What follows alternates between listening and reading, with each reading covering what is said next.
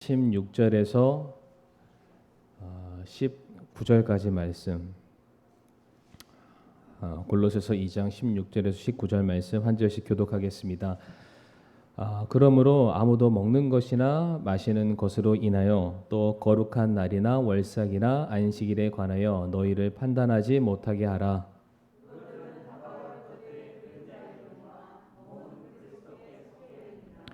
아무도 꾸며낸 겸손과 천사 숭배로 너희를 속여 너희 보상을 빼앗지 못하게 하라.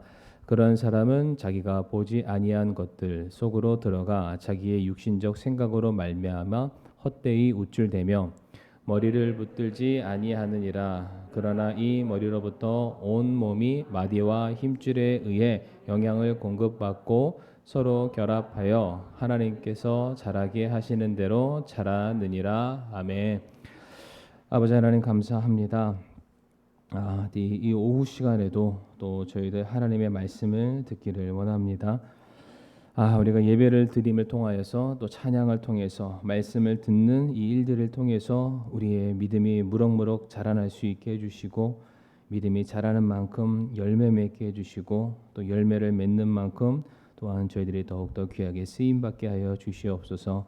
이 오후 시간마저도 주님의 손에 모든 것을 의탁드리며 예수님의 이름으로 기도를 드립니다. 아멘.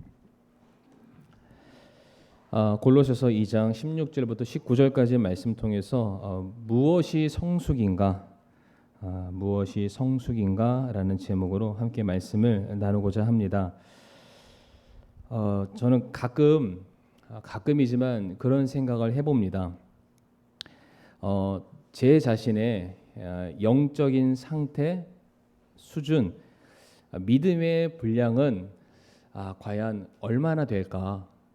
그러니까 이제 구원받은 것을 의심하고 이런 게 아니라 나 정말로 신실한가? 믿음이 괜찮은가? 경건한가? 저는 이런 고민을 해봅니다. 우리 성도님들 아마 그런 비슷한 고민들을 아마 한 번쯤 해보셨을 텐데, 그러다 보니까 이런 것도 한번 생각해 봤어요. 예를 들어서 혈압을 재려면 팔을 쑥 집어넣고 압력이 가해지면은 80에 120 딱 수치가 나오잖아요. 혈당을 재려면 핀셋으로 톡 해가지고 피 한 방울만 똑 떨어뜨리면은 세상이 참 좋아져서 이제 당뇨인지 아닌지, 몸이 괜찮은지 안 괜찮은지 딱 알 수 있잖아요. 그런 것처럼 그러니까 믿음의 수준을 측정할 수 있는 그런 도구가 있으면 참 좋겠다. 그래서 이제 제가 저기 예배당 문 앞에 서 있는 거예요. 그래서 이제 80점 오늘 예배 드리셔도 됩니다. 65점 회개하고 오세요. 50점 구원 받으셨는지 확인하셔야 될 것 같은데요. 이제 이런 게 있으면 제가 성도님들을 판단하려는 게 절대로 아닙니다. 그러니까 제 자신이 오늘의 내 믿음은 과연 건강한가, 괜찮은가, 이거를 이제 점검해 보고 싶을 때가 참 많습니다. 성도님들은 저를 보면서 그런 걱정은 전혀 안 하시겠지만, 저는 참 제 자신이 정말로 나는 정말로 괜찮은 목사인가 생각할 때가 참 많습니다. 이제 우리 원로 목사님 같으신 분들이나 아니면은 이제 그 유수한 우리가 존경할 만한 많은 목사님들이 계시잖아요. 그러니까 우리가 이미 우리 원로 목사님의 삶을 이미 봤고, 또 그 유명하다는 목사님들의 소문을 딱 듣고 나면은 저는 아직 그분들의 그 발밑에 때도 못 닦아드릴 정도의 수준인 것 같은 거예요. 아직 한참 멀었다. 이게 과연 시간만 있으면 해결되는 부분인가? 그렇다면 참 괜찮을 것 같아요. 근데 이제 그게 아니라 정말로 나는 어떨까? 정말로 고민을 많이 하면서 정말 좋은 목사가 돼야지. 그러니까 목사가 되는 게 중요한 게 아니라 좋은 목사가 돼야지, 신실한 목사가 돼야지, 우리 성도님들을 올바른 길로 인도하는 목사가 돼야지. 그런 고민을 굉장히 많이 하다 보니까 나는 믿음이 괜찮은가라는 생각들을 많이 하곤 합니다. 그렇다고 성도님들 저를 보시면서 불안해하지는 마시길 바랍니다. 부단히 노력하고 애를 쓰고 있습니다. 어떤 교회에서는 그 성도들의 믿음의 수준을 측정하기 위해서 어떤 방법을 쓰냐면 한 해의 출석 며칠 했나, 헌신 분야는 몇 개인가? 과연 말씀은 통독을 했는가?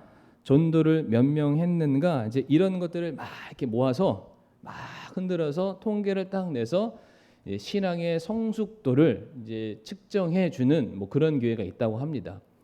뭐 꼭 그렇게 하지 않더라도 연말 되면은 전도 왕이다, 통독 왕이다. 이제 그렇게 하면서 이게 수여하고 격려하는 그런 교회들도 있잖아요. 그러니까 사실 대부분의 많은 교회들이 어떠한 성도가 예배를 잘 참석하고 기도 모임에 빠지지 않고 어떠한 분야에 끊이지 않고 열심히 헌신을 하면 뭐라고 말하나요? 아, 참 믿음 좋다. 야, 저 정도 믿음, 아 진짜, 야 하나님이 칭찬할 만하시겠다. 우리 이렇게 생각하시잖아요. 근데 반대로죠. 반대로 어떠한 성도가 자꾸 예배에 빠지는 거예요. 한동안 그동안 해왔던 헌신을 내려놓거나 교회의 어떤 일들에 참여도가 떨어지게 되면 우리는 또 뭐라고 말하나요? 아유, 그럴 줄 알았어. 아, 믿음에서 떨어졌어. 참 믿음이 안 좋은 것 같아. 이런 말들을 표현하지는 않지만 그런 마음을 갖습니다. 어떤 사람이 하는 행동으로 말미암아서 보여지고 안 보여지고를 그 사람의 믿음의 유무로 판단할 때가 참 많은데, 그러면 정말로 이 사람이 행동하는 것 자체를 가지고 보여지는 것을 가지고 이 사람의 믿음이 좋다 나쁘다 우리가 말할 수 있을까? 성경 말씀 보게 되면은 사복음서에서 예수님께서 줄기차게 바리새인과 서기관을 향해서 뭐라고 말씀하시냐면은 너희가 2배나 더 지옥 자식 맞는다라고 말씀하십니다. 열심으로 따지면, 신앙의 본으로 따지면은 서기관과 사두개인 바리새인만큼 열심을 다하는 사람이 없습니다.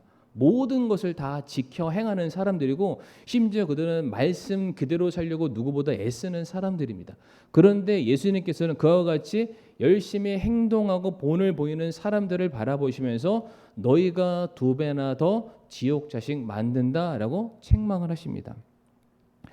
또 하나, 과연 그러면 우리의 믿음의 수준과 분량을 우리가 느끼는 감정을 통해서 측정할 수 있을까?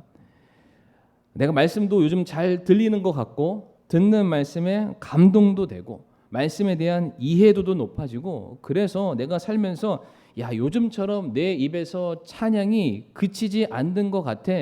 헌신할 때도 기쁘고 교제할 때도 기쁘고 그냥 교회만 생각하면은 기분이 좋은 거예요. 믿음이 막 좋아진 것 같다는 생각이 딱 드는 겁니다.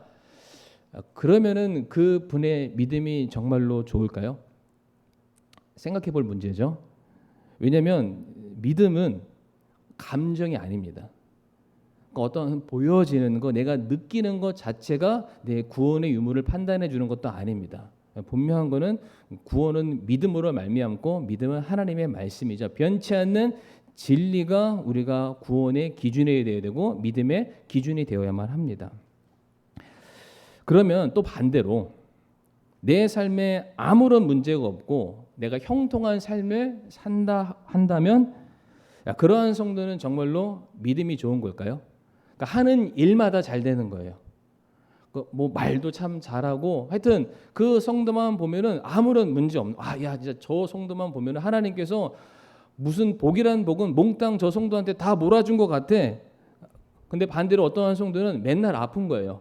하는 사업은 할 때마다 망하고 자식들은 마음대로 되지 않고 날마다 기도 제목 내면서 힘들어요, 아프러요, 고통, 이런 것들을 막 말하는 이 극단의 두 성도를 바라봤을 때 우리는 누가 더 믿음 좋고 누가 믿음 안 좋다고 얘기하나요? 보여지는 대로 이야기할 수밖에 없잖아요. 그런데 성경 말씀을 보잖아요. 잘 되는 사람을 믿음 좋다라고 하지는 않습니다. 그러니까 대표적으로 요셉을 보게 되면은 성경 말씀에 요셉이 형통하였다라고 되어 있거든요. 근데 요셉이 형통했을 때는 그가 총리의 자리에 앉았기 때문에 형통하다라고 되어 있지 않습니다. 그가 언제 형통했냐면 노예로 팔려갔을 때 형통했습니다. 그가 감옥에 들어갔을 때 형통했습니다. 그가 어떠한 상황과 환경이 있든지 간에 여전히 그가 하나님을 신뢰하고 있을 때에 하나님은 그런 요셉의 믿음을 보시고 그의 삶을 형통한 길로 인도해 주셨습니다. 그러니까 요셉은 잘 됐을 때 그의 믿음이 좋아졌던 것은 아니에요. 대표적으로 욥기 23장 10절 말씀 우리 성도님들 기억하시죠? 그러나 내가 가는 길을 그분께서 아시나니 그분께서 나를 단련하신 뒤에 내가 금같이 나온다. 그러니까 내가 금이기 때문에 내가 믿음 좋은 게 아닌 거예요. 이 말씀도 보게 되면은 단련이라는 과정을 지나야만 합니다. 그런데 그 단련이 내가 완전히 짓눌려져서 없어지는 게 아니라 그렇게 단련되었더니 내가 좋아진다는 거예요. 그러니까 단련이라는 과정이 결코 즐거울 수는 없습니다. 행복할 수 없습니다. 평안할 수 없습니다. 그런데 성경은 말하기를 그런 과정이 결국에는 우리의 믿음이 한층 더 성장하고 장성한 분량으로 나아가는 하나의 과정이라고 설명을 하죠. 그러면 현재 내 삶에 고난이 있고 아픔이 있고 역경이 있다 할지라도 그 사람의 믿음이 잘못된 건가요? 충분히 아닐 수 있습니다. 오히려 지금 아무런 문제 없이 내가 잘하고 있어, 나 잘 돼서 나 참 잘난 사람이야 스스로 착각에 빠져있는 사람보다 오히려 고난 가운데 눈물 흘리고 무릎 꿇고 하나님을 찾는 사람의 믿음이 더 좋다라고 말씀을 드릴 수가 있습니다. 또 하나, 우리가 신앙생활을 오래 하면 우리의 믿음이 좋아질까요? 자, 한번 거수해 보겠습니다. 나 신앙생활 30년 넘었다. 저도 30년 넘었는데요. 안 넘으셨어요, 성도님들? 원로 목사님은 빼겠습니다. 다른 분들 얼추 다 그 정도 되시잖아요. 제가 딱 봤더니 겸손하셔서 손을 지금 안 드신 걸로 제가 판단을 하겠습니다. 일단 오래 신앙생활 하셨잖아요. 그러면 그만큼 오래 신앙생활 했으니까 당연히 우리의 믿음의 수준이 내가 구원 막 받았을 때랑 지금 20-30년 훌쩍 지난 이 시간이랑 우리가 스스로 객관적인 자료를 놓고 비교해 봤을 때 더 많이 올라가셨을까요? 제가 어떤 신앙 서적에서 봤던 글인데 저한테 뭐라고 딱 와닿는 익숙함이 성숙함은 아니다라는 말이 있습니다. 한번 더 해볼까요? 익숙함이 성숙함은 아니다. 예를 한번 들어볼게요. 저는 스마트폰을 사용하거나 컴퓨터를 다루는데 아무런 문제가 없습니다. 저는 이제 MZ 세대는 아닙니다. 우리 MZ 세대는 저기 이제 성희가 MZ 세대인데 그래도 스마트폰과 핸드폰을 누가 딱 주면 뭐 기종이 달라도 회사가 달라도 누가 딱 주기만 하면은 잠깐만 있으면은 금방 사용합니다. 뭐 이렇게 막 할 수 영상도 만들 수 있고 뭐 다 보낼 수 있습니다. 제가 이걸 이렇게 잘 다룬다고 해서 제가 스마트폰 노트북 박사일까요? 쓸 줄만 아는 겁니다. 저는 노트북이 어떻게 구동돼서 켜지는지 핸드폰이 어떻게 했는데 인터넷이 되고 거기에 음성이 저는 그런 거 하나도 모릅니다. 쓸 줄만 아는 거예요. 만약에 고장이 났다. 제가 할 수 있는 선택이 여전히 두 개밖에 없습니다. 고장 났을 때. 하나는 껐다 켜는 거.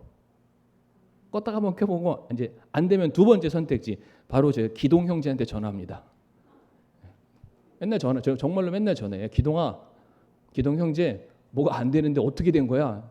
물어보면은 전문가입니다. 전기 전자과를 전공했고 지금도 가르치는 선생님이기 때문에 오늘도 교회에 전기 나간 게 있었거든요. 저는 딱 봤을 때 딱 판단이 하나예요. 고장 났으니까 바꾸자. 이거밖에 못 해요. 근데 기동 형제는 뭐 이게 검사하는 걸 가져오더라고요. 그래서 찍 눌러보고 뭐 단자가 올라가 안 나오고 어디가 고장 났는지 저한테 딱 알려줬습니다. 다시 말씀드리지만 익숙함이 성숙함은 아니다. 그러니까 단순히 내가 교회 오래 출석했기 때문에 누군가 교제하는 게 어렵지 않은 거예요. 내가 신앙생활을 오래 하다 보니까 헌신하는 게 그냥 편안하고 당연한 게 된 겁니다. 내가 누구보다 기도를 앞에서 잘한다고 해서 내 믿음이 좋은 거는 아닐 수도 있어요. 그냥 나는 말 잘하는 사람일 수도 있고요. 아니면은 그 오랜 신앙의 경력을 통해서 기도라는 어떤 레퍼런스가 내 머릿속에 딱 저장되어 있기 때문에 야 헌금 기도는 이거, 헌신 기도는 이거, 폐회 기도는 이거 거기 싹싹싹싹 조합해서 그냥 딱 말하는 거 그게 자연스러울 뿐이지 그렇다고 해서 그게 내 믿음과는 관계가 없다. 예를 들어서 성도님들 이제 어지간하면은 그 설교 본문과 제목 보시면은 아 오늘 목사님이 이런 설교 하시겠구나 딱 나오시죠. 딱 나오실 거예요. 솔직하게 얘기를 하세요.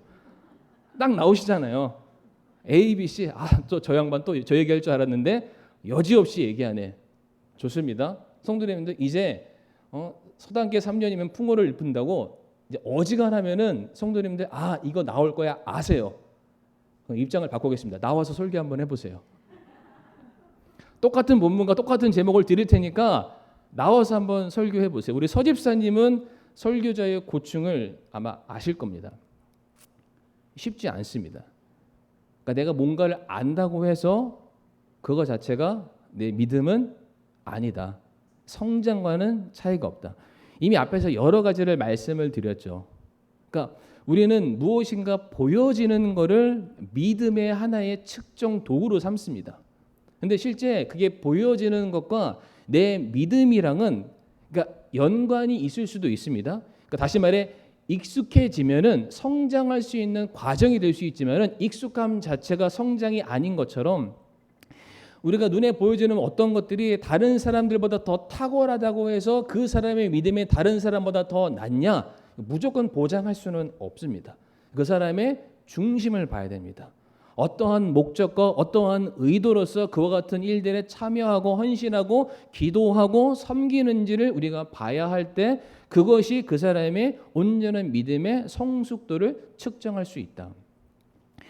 오늘 본문 말씀 보게 되면은 골로새 교회가 나옵니다. 골로새 교회는 이제 골로새서 1장 7절 말씀 보게 되면은 에바브라라는 사람이 바울에게 전도를 받고 그 사람이 파송받아서 세운 교회가 이제 골로새 교회입니다.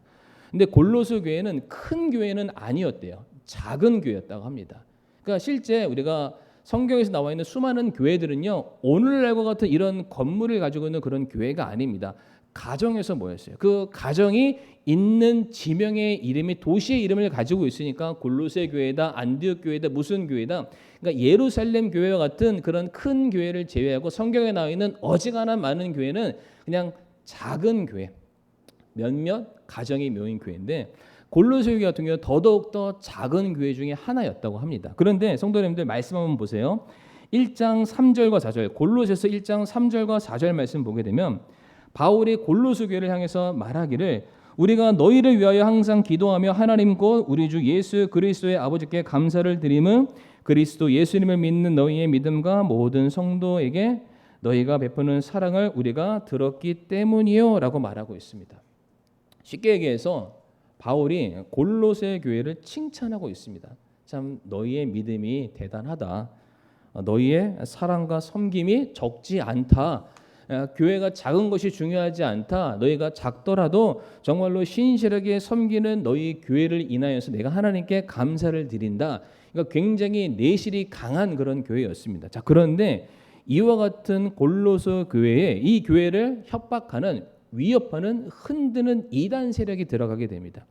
오늘 본문 골로새서 2장 8절 말씀 보게 되면은 어떤 사람이 철학과 헛된 속임수로 너희를 노력하지 못하도록 조심하라. 그것들은 사람들의 전통과 세상의 유치한 원리들을 따르는 것이요 그리스도를 따르는 것이 아니니라 라고 되어 있습니다. 그러니까 바울이 골로새 교회 정말로 아끼고 사랑하는 골로새 교회인데 그 교회 안에 이단 사상, 잘못된 가르침을 가지고 들어왔던 사람들이 있는 것을 알게 된 것입니다. 그러니까 작은 교회라는 것은 이미 시작한 지 얼마 안 된 교회라는 거죠. 그러한 교회가 정말로 건강하게 자라가고 있는 상황이었는데 무엇인가 잘못된 것을 가지고 들어오는 사람들이 그들 안을 막 뒤흔드는 상황들이 생기게 된 거예요.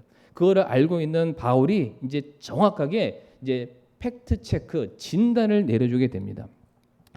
너희 교회 안에 외적으로 무엇인가를 드러내는 사람들의 모습에 현혹되지 말라라고 말을 하는데 이 시간에 무슨 골로새서 강해가 아니기 때문에 간단하게 말씀드리게 되면 세 가지 잘못된 흐름이 교회 안을 뒤흔들게 됩니다. 첫 번째로 13절과 16절의 말씀 보게 되면은 유대 율법주의적인 요소가 그러니까 율법주의를 강조하는 사람들이 나타나게 됩니다. 그러니까 이 사람들은 할례를 비롯해서 먹고 마시는 것, 절기, 월삭, 안식일 등 율법의 조항들을 준수하는 것, 이것이 믿음의 근거가 된다. 믿음의 수준을 판단하는 하나의 기준이 된다. 이것을 막 말하는 사람들이 생겼다는 거예요. 13절과 16절 말씀에. 두 번째 18절 말씀 보게 되면은 청사 숭배, 신비적인 체험을 하는 것이 믿음의 수준을 가늠하는 하나의 기준이 된다라는 말하는 사람들이 생겨나게 되었습니다. 골로새 교회 성도들에게 천사 숭배를 강요하는 겁니다. 이러한 신비적인 체험이 너에게 없으면 너의 믿음은 아직 작은 것이다. 나는 천사와 교제했고 천사와 같은 그런 신비한 것들을 경험했기 때문에 나는 오히려 너희들을 가르칠 수 있는, 너희를 인도할 수 있는 권한이 내게 있으니까 내 말 들어, 내 말 따라. 이러한 사람들이 생겼다는 거예요. 마지막 세 번째로는 금욕주의적인 모습들이 교회 안에 팽배하기 시작했습니다. 골로새 교회가 그랬다는 것이 아니라 그 안에 들어온 사람들이 금욕주의를 강조하게 됩니다. 21절 말씀 보게 되면 곧 만지지도 말고 맛보지도 말고 손을 대지도 말라 하는 이와 같은 것들로서 육체의 욕구들을 극도로 억압하고 몸을 괴롭게 하는 사람들이 있습니다. 그러니까 율법주의는 해야 할 것을 하지 않음을 책망하는 것이라면은 금욕주의는 하지 말아야 될 것을 하는 사람들을 정죄하는 사람들이 생겨났다라는 것입니다. 그러니까 이와 같은 사람들이 특징이 무엇이냐면은 인간의 의지적인 결단, 고행, 육체의 정욕을 죽임으로써 스스로의 힘으로 거룩에 이룰 수 있고 온전하게 구원을 이룰 수 있다는 잘못된 가르침을 가지는 사람들이 교회 안을 막 휘젓고 있는 거예요. 그러니까 이와 같은 것들을 해야 이 사람이 믿음 있는 사람이고 이와 같은 것들을 하나님께 인정받는 사람이고 이와 같은 것들이 있어야 교회의 리더로서 쓰임 받을 수 있다. 잘못된 가르침을 주는 사람들이 생겨나게 되었습니다. 그러니까 쉽게 얘기해서 앞에 제가 말씀드렸던 과연 믿음이 좋은 건가요, 나쁜 건가요, 그런 기준들을 말씀드렸잖아요. 그러니까 외적으로 보여지는 행위를 통해서 내가 너희들보다 믿음이 좋으니까 내 말대로 해야 된다, 내가 믿음에 보내야 된다, 나처럼 해야만 축복받고 교회가 성장할 거야 라고 하나님 말씀과는 전혀 상관없는 사람들의 행위들이 강조되기 시작했음을 말해주고 있습니다. 바로 이와 같은 소식을 전해 들었던 사도 바울이 골로새 교회 성도들에게 뭐라고 말하냐면 16절 말씀에 너희를 판단하지 못하게 하라라고 되어 있습니다. 판단하지 못하게 하라. 정죄하지 말라라는 겁니다. 그러니까 그 사람들이 말하는 것을 통해서 골로새 교회 성도들이 막 혼돈에 빠지는 거예요. 그래? 행위가 있어야 돼. 금욕이 있어야 돼. 신비적인 경험을 해야 돼. 그러니까 내 그 얘기를 듣고 나니까 내 옆에 있는 성도들을 봤을 때 율법을 행하는 모습이 없는 거예요. 금욕주의 생활을 하지 않는 거예요. 신비적인 경험이 없는 거예요. 경건한 삶을 살지 않는 거예요. 성도들이 같은 성도들을 바라보면서 그 사람들이 말하는 기준을 봤었을 때 이 성도가 더 이상 내가 사랑할 수 있는 성도가 아니라 정죄할 수밖에 없는 성도, 수준이 떨어지는 성도로 보이기 시작했다라는 거죠. 그래서 바울이 말합니다. 너희를 서로 판단해서는 안 된다. 정죄해서는 안 된다. 절기를 지키는 것으로 먹고 마시는 걸로 금욕적인 삶을 살아가고 안 살아가는 이런 것으로 결단코 너희들 서로 정죄해서는 안 된다. 그것 자체가 믿음의 분량을 측정하는 도구가 되어서는 안 된다라고 바울이 가르치고 있습니다. 우리가 다 같이 앞에 화면에는 안 나옵니다. 로마서 말씀. 로마서 12장 1절부터 4절까지 말씀 보겠습니다. 로마서 14장 1절부터 4절까지 말씀. 왜 우리가 옆에 있는 성도들을 판단해서는 안 되는지를 말씀을 드리도록 할 텐데요. 로마서 14장 1절부터 4절까지 1절은 형제님들이 읽으시고 2절은 자매님이 한 절씩 번갈아 가면서 읽겠습니다. 로마서 14장 1절부터 4절까지 1절 먼저 읽겠습니다. 믿음이 약한 자를 너희가 받아들이되 의심에 찬 논쟁은 하지 말라.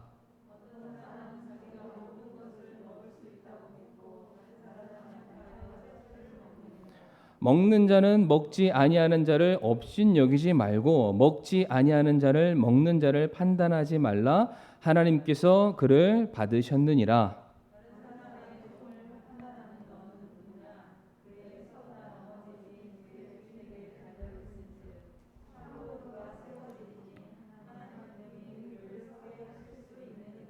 아멘. 판단하지 말라라고 말씀하시죠. 먹는 것 때문에 혹은 먹지 않는 것 때문에 행하는 것 때문에 행하지 않는 것 때문에 내가 봤을 때 행하면은 더 믿음 좋은 사람, 행하지 않으면 나쁜 사람, 이와 같은 판단의 기준은 우리에게 없다라고 말씀하십니다. 오히려 4절 말씀에 그 사람, 내가 봤을 때 이 사람을 겪고 설 수 없어, 이 사람은 쓰지 않을 거야 라고 말하는 그 사람을 하나님께서 들어 쓰신다.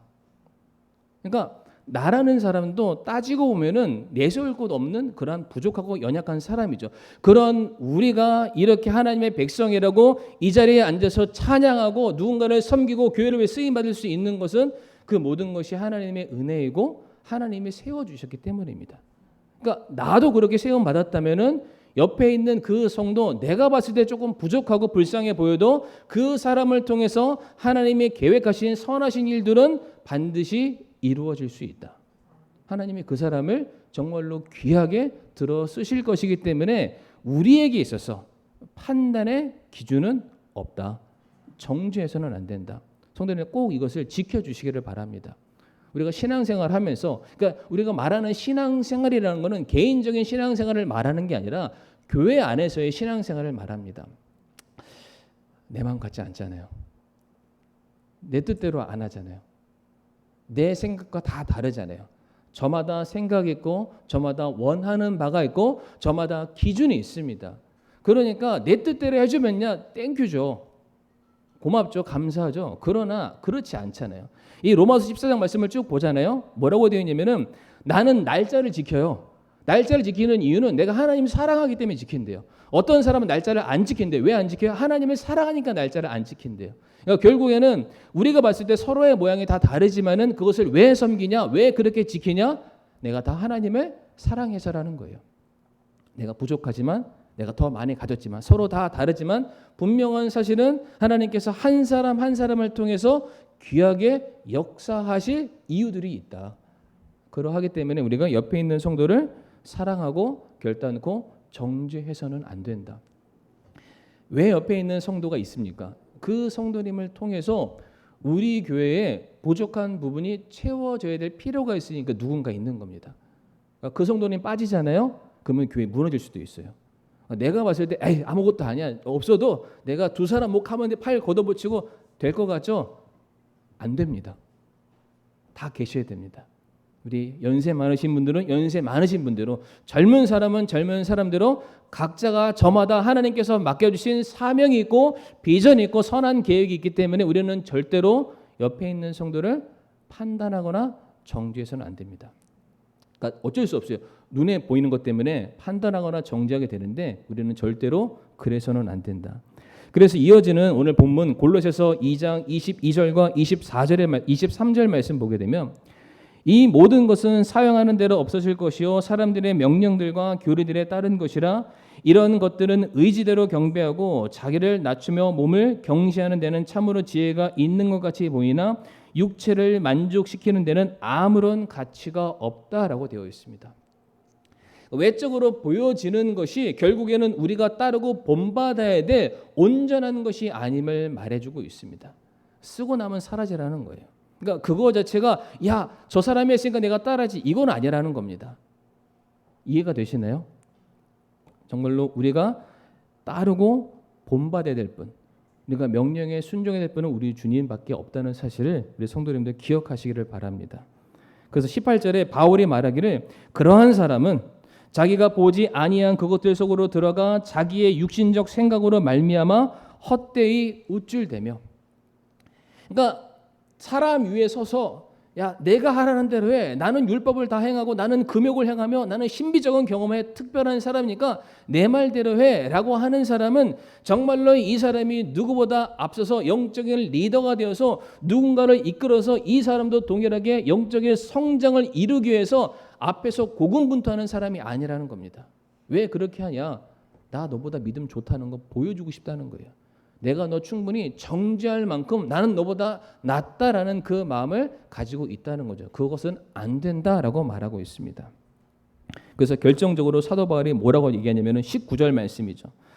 머리를 붙들지 아니하느니라. 그러나 이 머리로부터 온 몸이 마디와 힘줄에 의해 영향을 공급받고 서로 결합하여 하나님께서 자라게 하시는 대로 자라느니라 라고 되어 있습니다. 머리가 누구시나요? 예수님이시잖아요. 그러니까 내가 교회의 머리가 되어서 내가 하는 말대로 해라고 하는 순간 교회는 찢어질 수밖에 없습니다. 분열이 될 수밖에 없죠. 그러니까 지금까지 나와 있었던 이 골로새 교회를 흐트러뜨리고 해방하려고 했던 사람들은 무엇이었냐면은 내가 너보다 나으니까 내 말대로 해, 내 기준대로 해 판단하고 정죄하고 오히려 교회를 흔드는 사람이었다는 겁니다. 그런데 오늘 말씀에서 뭐라고 되어 있냐? 그런 게 아니다. 우리가 머리로부터 사람을 따를 것이 아니라 우리가 말씀의 기준에서 우리가 주님으로부터 서로 하나가 되고 주님의 말씀으로 영향을 공급받고 주님의 말씀으로 서로 하나 교제가 되어서 한 마음과 한 뜻이 되었을 바로 그때에만 교회가 건강하게 성장할 수 있다라고 말씀하고 계십니다.